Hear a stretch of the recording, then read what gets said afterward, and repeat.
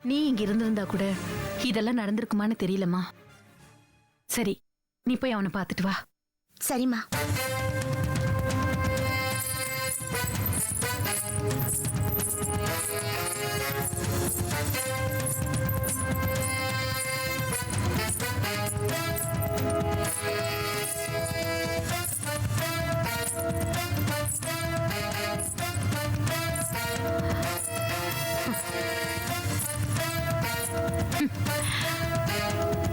போடி போ. இந்த கொலுசு சத்தத்தை கேட்டுதான் அவன் டென்ஷன் ஆனான். இப்ப நீ போறியா? போ. இன்னையோட நீ தொலைஞ்ச.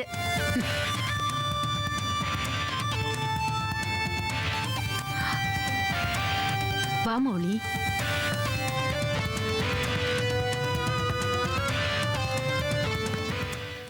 அம்மா, சின்ன ஒரு உடம்புக்கு இப்போ பரவாயில்லையா? புதுசா சொல்றதுக்கு என்னப்பா இருக்கு? வழக்கம் போல ஆடி அடங்கி போய் படுத்திருக்கான். இப்ப சந்தியா போயிருக்கா. புதுசா என்ன கூத்தெல்லாம் நடக்க போதோ தெரியல. சரிம்மா, நான் மேல போய் சின்னையாவை பார்க்கறேன். சரி.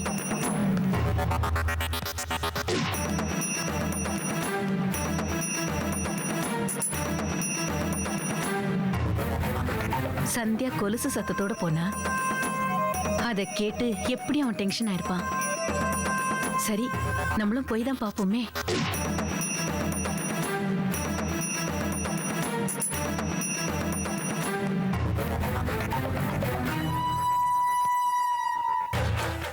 மௌலி, வாப்பா.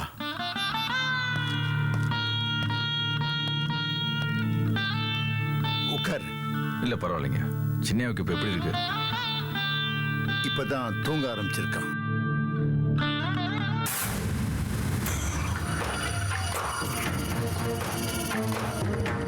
ராஜேஸ்வரி, நீ அங்கேயே நிக்கிற? வா வா ராஜேஸ்வரி.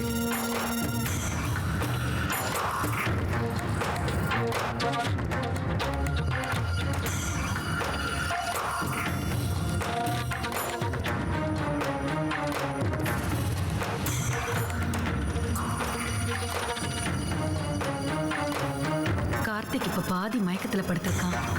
கொலுசு சத்தம் கேட்டா கண்மூழ்ச்சி பார்த்து டென்ஷன் ஆயிடுவான். சந்தியா, எனக்கு தலைவலிக்கிற மாதிரி இருக்கு. வேலைக்காரர்கிட்ட சொல்லி ஒரு காஃபி போட்டு கொண்டு வரியா? சரிம்மா.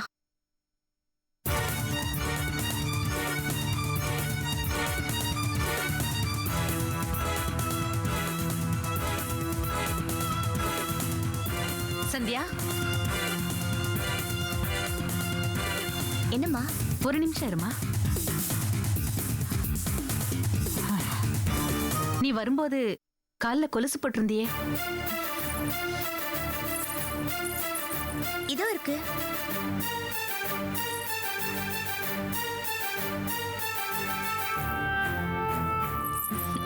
இப்ப நான் ஒரு ட்ரைனிங்க்கு போயிருந்தேன்ல, அங்க எனக்கு கத்து கொடுத்த முதல் பாடமே இதுதான். இந்த மாதிரி மனநல பாதிக்கப்பட்டவங்க முன்னாடி கொலுசு போட்டு போக கூடாதுன்னு. கொலுசு மட்டும் இல்ல, வித்தியாசமான எந்த சத்தமும் அவங்கள ரியாக்ட் பண்ண வைக்கும்னு சொல்லி கொடுத்தாங்க. ரூம்குள்ள வரதுக்கு முன்னாடியே கொலுசை கழட்டி கையில வச்சுக்கிட்டேன்.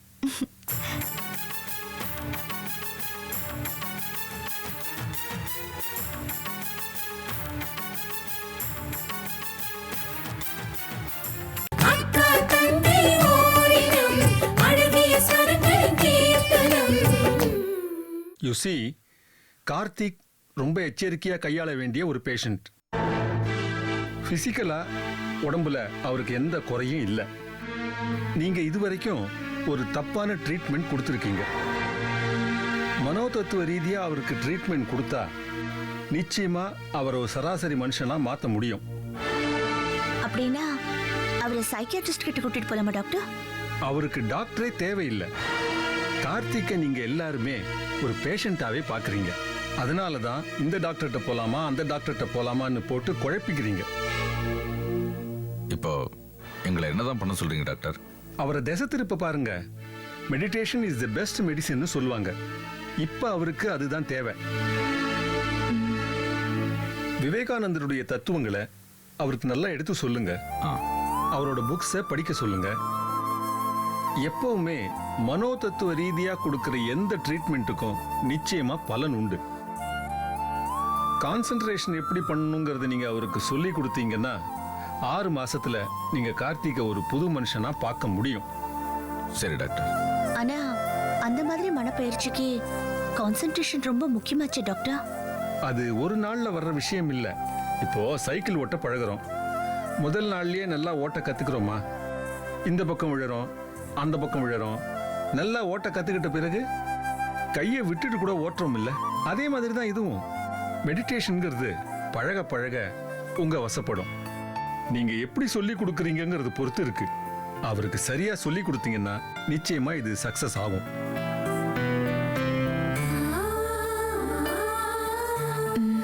ஓகே டாக்டர், நாங்க வரோம். ஓகே, பட் நான் சொன்னதை மறந்துடாதீங்க. இம்மீடியட்டா ஃபாலோ பண்ணுங்க. சரி டாக்டர். நாங்கள் வரோம் டாக்டர். வரேன் ஓகே.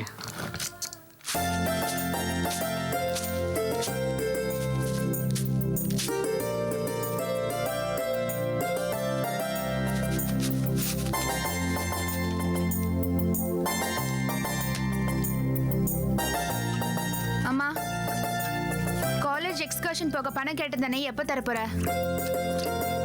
அம்மா உன்னதான் கேக்குறேன். என்னடி, நான் அப்பவே சொன்னேன்ல கொடுக்க முடியாதுன்னு. காலேஜ்ல எல்லாருமே போறாங்கம்மா. இந்த பாரு, அவங்க போட்டோண்டி. அவங்க போறதுனால நாமளும் போகணும்னு என்ன சட்டமா? இந்த வயசுல இதெல்லாம் பார்க்காம வேற எப்பமா நான் போறது? வயசு இருக்குடி, வருமானம் இல்லையே. சந்தியா ஒரு ஆள் சம்பாத்தியத்துல நாம இத்தனை பேர் உட்கார்ந்து சாப்பிடணும். உங்க படிப்பு, துணிமணி, வைத்திய செலவு எல்லாத்தையும் பார்க்கணும்ல. எப்ப பாரு இப்படி பஞ்ச பாட்டே பாடிட்டு இருக்காதம்மா. ஆ, குடும்ப நிலவரம் அப்படி. என்னென்ன பண்ண சொல்ற? நான் எக்ஸ்கர்ஷனுக்கு போயே ஆகணும். பணம் தர முடியுமா முடியாதா? ஒலை கொதிக்கிறது போதும், என்ன வேற கொதிக்க விடாத. போய் படிக்கிற வேலையை பார். அம்மா, அம்மா, அம்மா ப்ளீஸ்மா, இந்த ஒரு தடவை மட்டும் கொடுமா போதும். சொன்னா கேட்க மாட்ட. பணம் இல்லைன்னு எத்தனை தடவை சொல்றதா? என்னம்மா, என்ன பிரச்சனை? என்ன பிரியா? பிறந்தா பொண்ணா பிறக்க கூடாதுக்கா. அப்படியே பிறந்தாலும் பெரிய பணக்கார வீட்டுல ஒரே பொண்ணா பிறக்கணும். 4 பொண்ணுங்களுக்கு நடுவில் நானும் பிறந்தது பெரிய தப்பா போச்சு.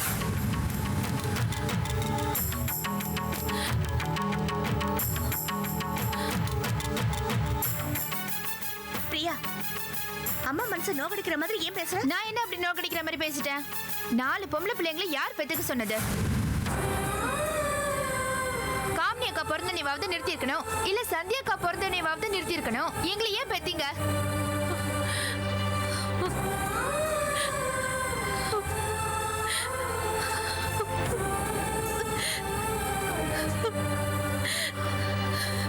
ஆம்பளை பிள்ளை பிறக்கும் எங்களெல்லாம் ஏன் பெத்தீங்க? இப்ப யார் கஷ்டப்படுறது? லைஃப்ல எதையுமே நிம்மதியா அனுபவிக்க முடியல இந்த வீட்ல. ச்சே. சந்தியா, என்னடி பேசுற? பெத்தவங்க மனசு புண்படுற மாதிரி பேசாத. வாழ்க்கையில முன்னுக்கு வர மாட்டேன். வீட்ல அப்படியே பணம் கொட்டி கிடக்குது. எக்ஸ்கர்ஷன் போறாளா? எக்ஸ்கர்ஷன் உள்ள போய் படி.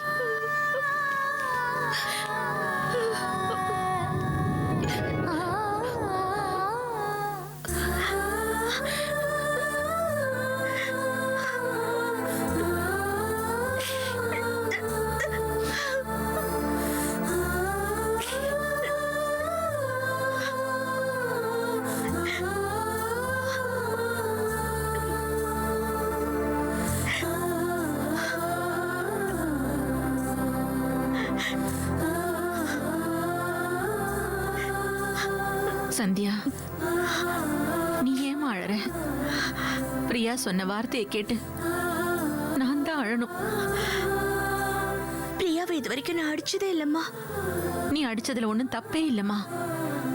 அவ பணத்தோட அருமை தெரியாம தான் பேசிட்டு இருக்கா. இப்ப அவ எக்ஸ்கர்ஷன் போகலன்னா என்னம்மா? அவ அப்படிதான். நீ அவ மேல இறக்கப்பட்டு பணத்தை கொடுத்துறாத. நான் பணத்துக்காக பிரியாவை எக்ஸ்கர்ஷனுக்கு போக வேண்டாம்னு சொல்லலம்மா.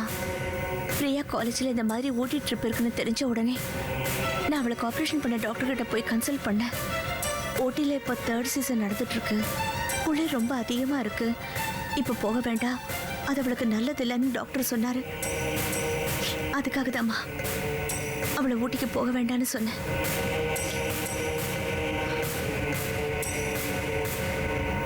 இந்த விஷயத்தை நீ பிரியா கிட்ட சொல்ல வேண்டியதுதானே?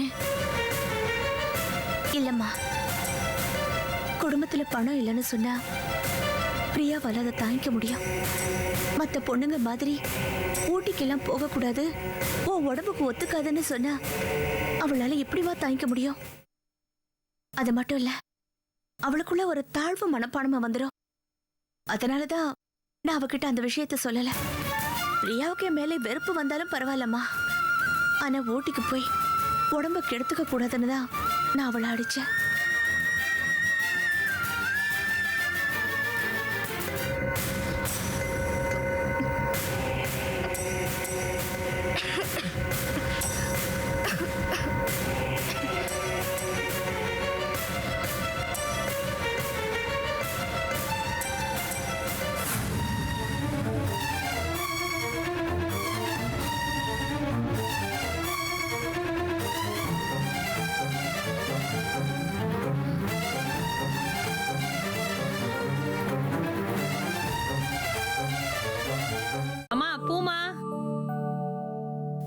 ஸ்வப்னா, ம்? 20 ரூபா பணம் கொடுத்துட்டு பூ வாங்கு. எங்கம்மா இருக்கு? என் பர்ஸ்ல இருக்கும், போய் எடு. சரிம்மா.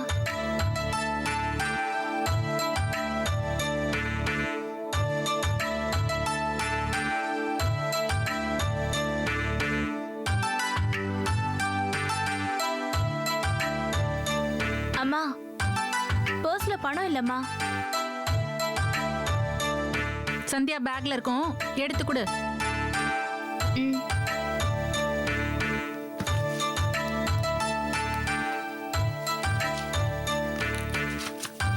கல்யாண பத்திரிக்கை இருக்கே, யாருக்கு கல்யாணம்?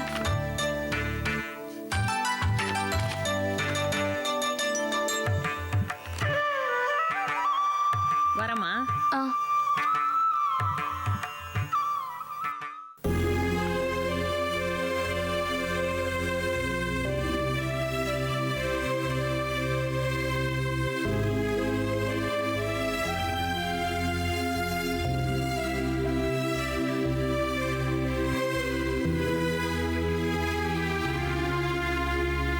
என்னடி படிச்சுக்கிட்டே இருக்க? இந்த விளக்கெல்லாம் கொண்டு போய் அங்க வை. அம்மா, இந்த கல்யாண பத்திரிக்கையை பாத்தீங்களா? இல்லையேடி, யாருக்கு கல்யாணம்? யாரோ நந்தினி விக்னேஷ்னு போட்டிருக்குமா. சரி, சந்தியாவோட ஃப்ரெண்டு யாருக்காவது கல்யாணமா இருக்கும். நீ போய் உன் வேலையை பாரு. ஆனா இதுல அப்பா பேர் போட்டிருக்குமா? என்னடி சொல்ற? உங்க அப்பா பேர் போட்டிருக்கா? ஆமாமா, கே தாமோதரன் அப்பா பேர் தான் போட்டிருக்கு. உங்க அப்பா பேரு இதுல எதுக்கு போட்டிருக்கு? ஏய், நீ ஏண்டி என்ன குழப்பற? உங்க அப்பா பேரு அதுல எதுக்கு போட போறாங்க? அதாம்மா எனக்கும் தெரியல. இன்ஷியல் கூட பாரு, அப்பாவோட இன்ஷியல் தான் போட்டிருக்காங்க. என்னக்கா? இங்க பாரு, இதுல அப்பாவோட பேர் போட்டிருக்கு. இங்க காட்டு. ஆமாமா, அப்பாவோட பேர் தான் கே தாமோதரன் போட்டிருக்கு.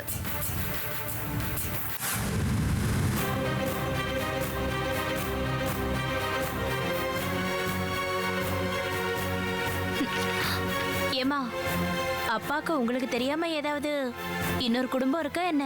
சொல்ல முடியாது, இருந்தாலும் இருக்கலாம் இல்லையாமா? சீ, வாய் மூடுங்கடி. நல்ல நாள் அதுமா நல்ல வார்த்தையே வராதா உங்க வாயில? பாருங்கடி, உங்க அப்பா குடிகாரனா இருக்கலாம், நம்ம குடும்பத்தை கவனிக்காமையே இருக்கலாம். ஆனா எனக்கு துரோகம் செய்யற அளவுக்கு அவருக்கு மனசு வராதுடி. அந்த நம்பிக்கையில தான் நானும் இத்தனை வருஷமா அவர் கூட வாழ்ந்துட்டு இருக்கேன். ஒரே பேரு எத்தனையோ பேருக்கு இருக்கலாம்டி. இதை வச்சு நான் அவரை சந்தேகப்பட முடியுமா? சரி சரி, முதல்ல இந்த பத்திரிகை எங்க இருந்துச்சோ அங்க கொண்டு போய் வச்சிருங்க.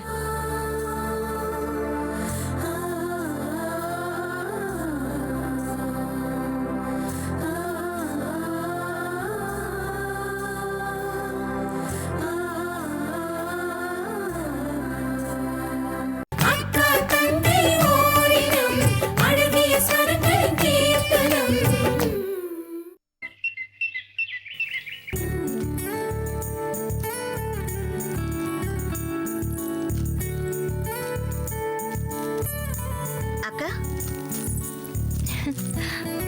சந்தியா, வா உட்காரு. என்ன கால்ல போடுற கொலுச கையில ஏன் வச்சிருக்க? எனக்கு இந்த கொலுசு வேண்டாம்க்கா. உங்ககிட்ட திருப்பி கொடுத்துட்டு போலான்னு தான் வந்தேன். ஏன் இந்த கொலுசு உனக்கு பிடிக்கலையா? இந்த மாடல் உனக்கு பிடிக்கலனா வேற மாடல் மாத்திக்கலாம். அந்த ஷாப்ல நான் சொல்லிட்டு தான் வாங்கிட்டு வந்தேன். கொலுசு நல்லா தான் இருக்கு. ஆனா இந்த கொலுசு போட்டுக்கிட்டு அந்த வீட்டில் நான் நடக்க முடியாது. ஏன்? ஏன்னா கொலுசு சத்தம் கார்த்திக்கு பிடிக்காது. கார்த்திக்கு பிடிக்காதுன்னா நீ ஏன் போடாம இருக்கணும்? இல்லக்கா, கொலுசு சத்தம் கேட்டா அவருக்குள்ள ஏதோ ஒரு வெறி வருது. அவருக்கு பிடிக்காத ஒண்ணை நாம ஏன் செய்யணும்? யாருக்காகவும் உன்னோட உரிமையை நீ விட்டு கொடுக்காத சந்தியா. நாம நமக்காக வாழணும்.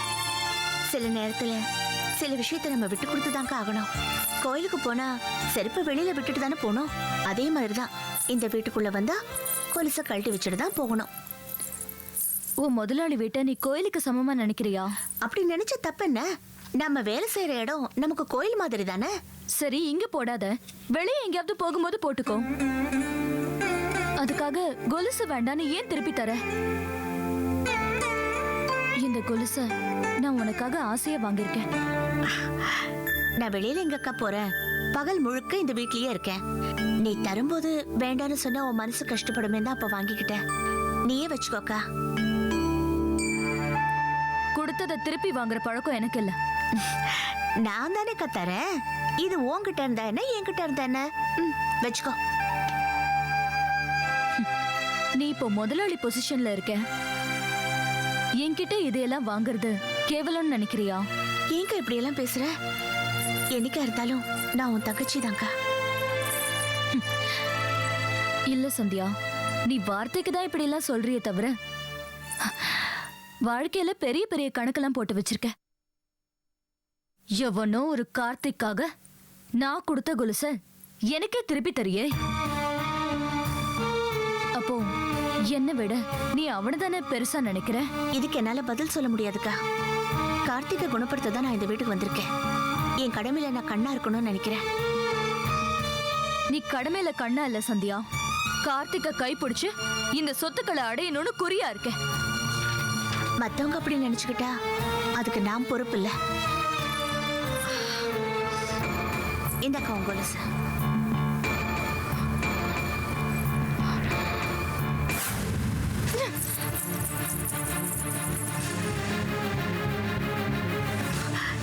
என்னக்கா என்னக்கா இது? ஏன் கொலுசை தூக்கி போட்ட? கூட பிறந்த என்னையே நீ தூக்கி போட்டுட்ட. அதை விடவா நான் பெரிய பாவம் பண்ணிட்டேன்?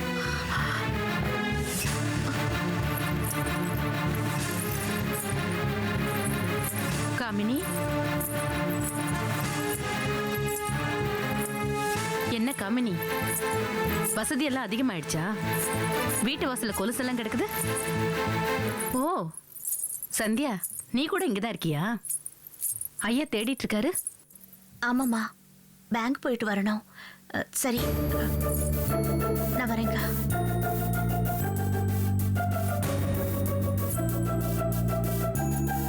என்ன காமினி, நீ கொடுத்த கொலுச சந்தியா திருப்பி கொடுத்துட்டாளா?